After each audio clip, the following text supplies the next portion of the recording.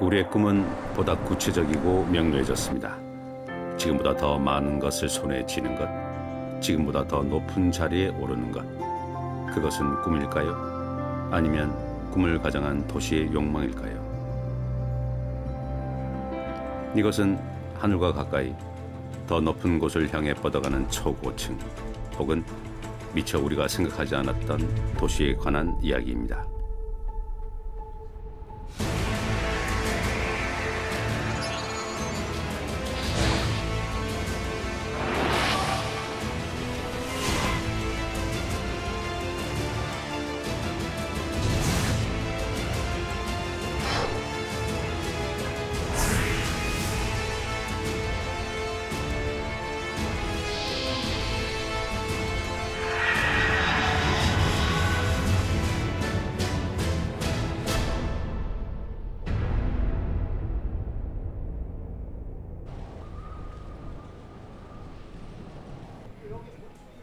거세게 바람이 몰아칩니다.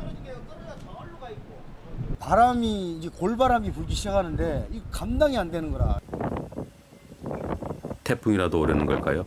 하지만 바람만 분다 하면 건물풍 때문에 모든 울타리랑 문짝이 자꾸 떨어져서 저도 진짜 난감해요. 지금 어떻게 해야 될지 많이 울죠, 속으로는. 부산의 동쪽 끝 해운대 미포, 이곳에선 대체 무슨 일이 벌어지고 있는 걸까요?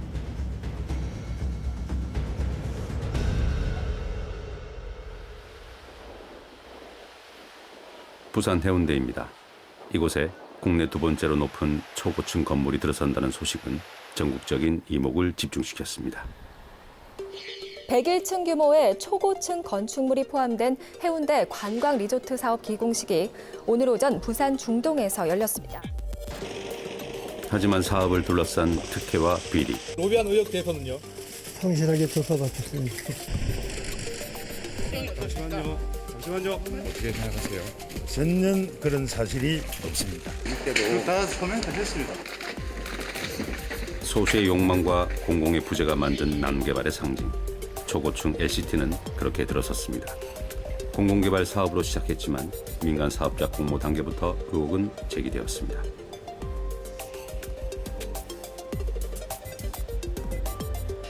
주거단지는 들어가지 못하고 그다음에 층은 60m로, 높이는 60m로 제한한다는 게 공모 지침입니다.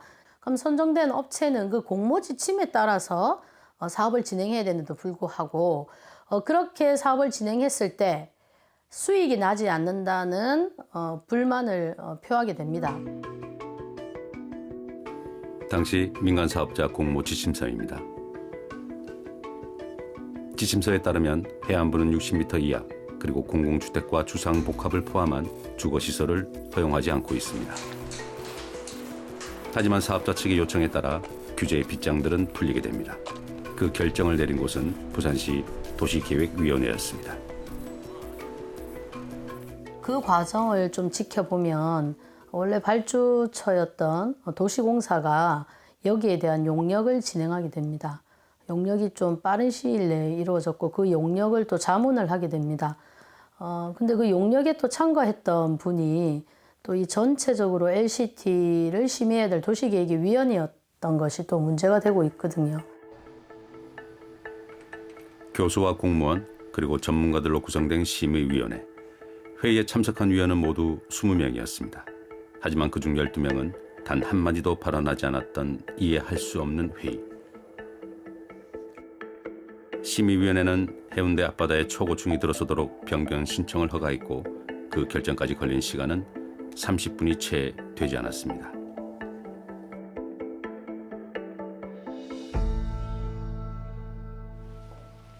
저기에 지금 아파트가 들어가 있지 않습니까? 그럼 주거 기능은 저기에 원래 들어가서는 안 되는 곳이에요.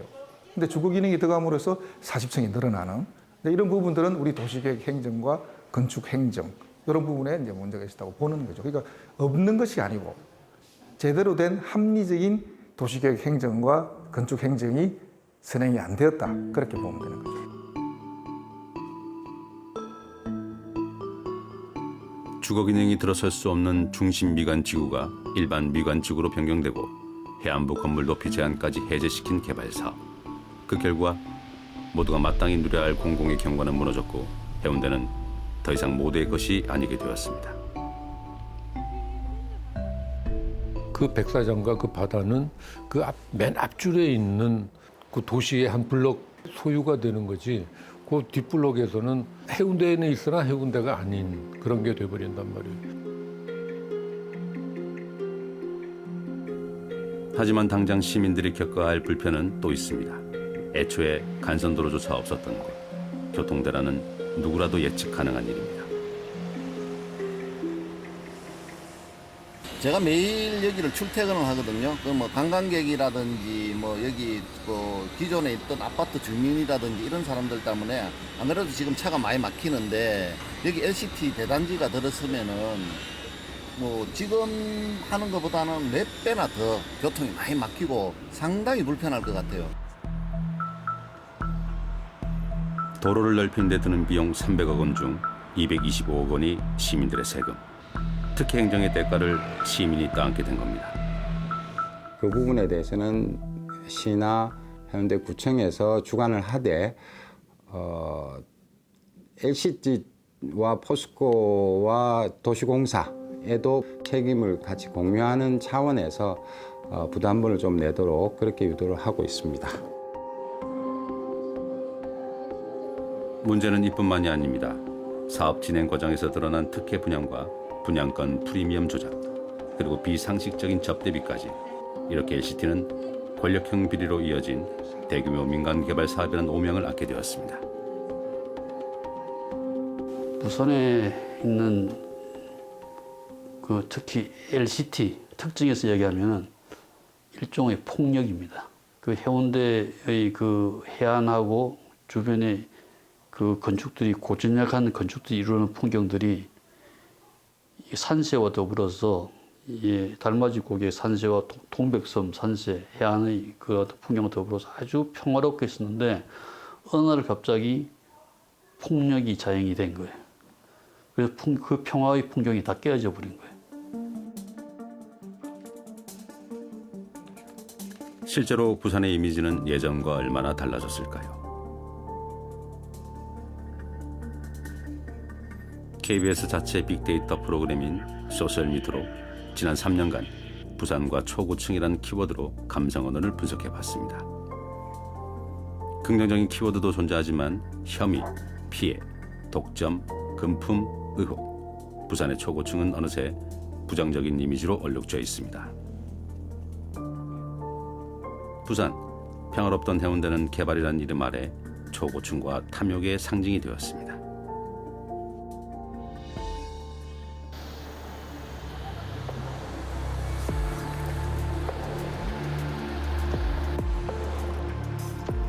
세계 경제 금융의 중심지 미국 뉴욕입니다.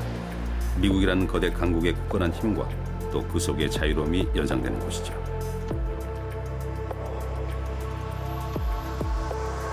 뉴욕의 성장을 상징하는 초고층. 그 문을 연 것은 바로 이곳 엠파이어 스테이트 빌딩입니다. Oh, there's no question that the skyscraper was the emblem of New York City and especially Manhattan Island, the center of New York City. In the 20th century, the skyscraper was the symbol of all the energy and verve and the rapid rise of this industrial economy. 뉴욕을 상징하는 마천 매수, 세계 최고층 건물들의 순위 경쟁은 한층 더 치열해졌는데요. 9.11 테러 이후 지난 2014년에 재건된 원월드 트레이드 센터. 뉴욕에서 가장 높은 이 초고층은 무려 541m를 자랑합니다. 세계의 이목을 집중시키는 초고층의 힘 때문에 보다 더 높은 초고층은 지금 이 순간에도 매일 새롭게 지어지고 있죠. 이 같은 마천유 경쟁은 비단 뉴욕만의 이야기는 아닙니다.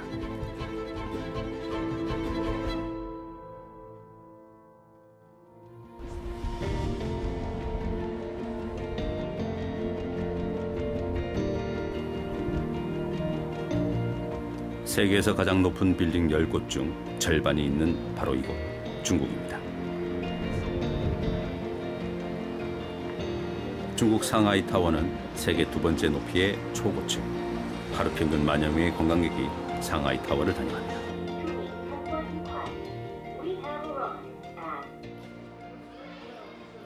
中心它是上海新的一栋地标性建筑，它见证了整个上海的改革开放，也证明了整个中国、整个上海的一个经济实力。其实每年到观光厅来的外籍游客会超过30%。其实从这一个数据上就可以证明说，上海中心吸引了大量的国内外的一个外宾前来观光厅进行参观。 상하이의 랜드마크로 자리 잡은 상하이 타워. 다른 곳은 어떨까요?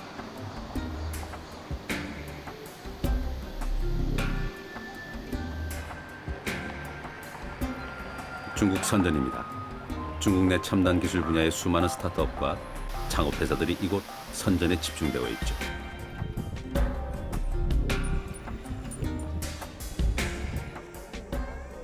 하지만 또 하나 눈여겨볼 것은 세계에서 초고층 빌딩을 가장 많이 짓는 도시 1위라는 사실입니다. 中国的房地产呢，从我们之前说的黄金10年，已经进入了我们所说的现在很多说的是白银10年，但是我认为是进入了一个叫翡翠10年。实际上还是有正常的增长，但是未来的城市不像很多人会认为是进入一种低迷期，我认为还是会稳定在一定的销售额的一种高位的这么一个状态。我们可以确定的是，未来的10年还可以保持10亿平米的住宅的需求，整个市场还是在世界上还是一个最大的市场。 지난 한 해만 무려 88개의 초고층을 지어 올린 중국. 이런 기세는 당분간 이어질 것으로 예상됩니다. 那么就应该说，就是说这个除了一些沿海的地区的一些主要的中国的一线城市，那个北上广深，那么这些城市呢，这个摩天大楼的这个数量呢已经是非常多了。那么也像上海这种城市已经开始在这摩天大楼的数量这个建设的这个速度会减缓。但是呢，因为中国很大，那么还有其他中部、西部，那么这些城市呢，他们的这个经济还是在发展，所以这些地方的这个造摩天大楼的这个热情还是非常高。 초고층을 통해 국가의 경쟁력을 과시하고 도시의 이미지 변화를 꾀하는 중국. 이런 현상은 특히 아시아에서 두드러집니다. 실제로 뉴욕타임스는 아시아의 초고층 빌딩 붐을 선진국 대열에 합류하려는 열망의 표현이라고도 했죠.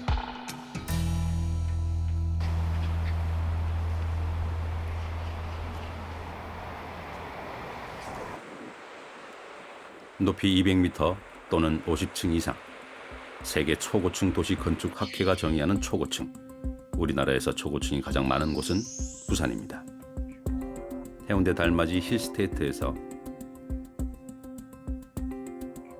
완공을 앞두고 있는 101층 높이의 LCT.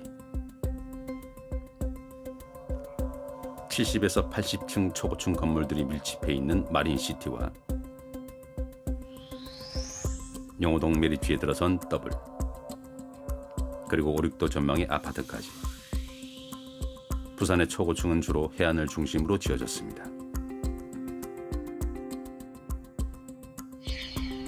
전국 114개 초고층 건물 중 35개 동이 집중된 부산. 그런데 이런 생각해 본 적 없으신가요? 이제 우리나라 도시들이 유독 아직도 이 초고층 열풍 또는 광풍이 부는데 과연 초고층이 뭐가 좋을까? 그리고 그것이 정말 좋은 대안일까? 서울 강남보다 3배 이상 초고층이 많은 해운대. 부산이 초고층의 도시가 된 건 랜드마크가 없어서였을까요? 산지가 70% 이상인 우리나라의 땅에서는 대부분 산 밑에 양지바른 곳을 찾아서 도시가 세워졌어요. 그 말은 산세가 이미 랜드마크가 있는 거예요. 거기에 서양처럼 평지의 이론처럼 볼대 같은 것을 한 세워서 랜드마크를 세우면 이 인공적 랜드마크와 자연적 랜드마크가 부조하기 마련인 겁니다. 그러니까 우리나라의 도시가 지금 서양의 도시를 쫓느라고 랜드마크 같은 건물을 세워서 굉장히 부조화한 도시가 대부분입니다. 초고층은 좀 뭐 현대 시대적으로 필요한 건축 구조물이에요. 근데 그걸 어디다 어떻게 세우느냐의 방법론에 문제가 있는 거죠. 초고층을 세우지 말자는 게 아니라 세우더라도 그 위치 조건이나 이런 것들을 잘 선택을 하고, 그다음에 그것이 세워졌을 때 나 혼자 위에 우뚝 서 있다가 아니라 그 주변과 어떻게 어울리게 서 있다라는. 국가 또는 도시의 상징이 되는 랜드마크. 그것은 산과 강, 바다 같은 자연일 수도 있고 건축물로 새롭게 조성될 수도 있죠. 중요한 건 도시와 얼마나 조화로운가입니다.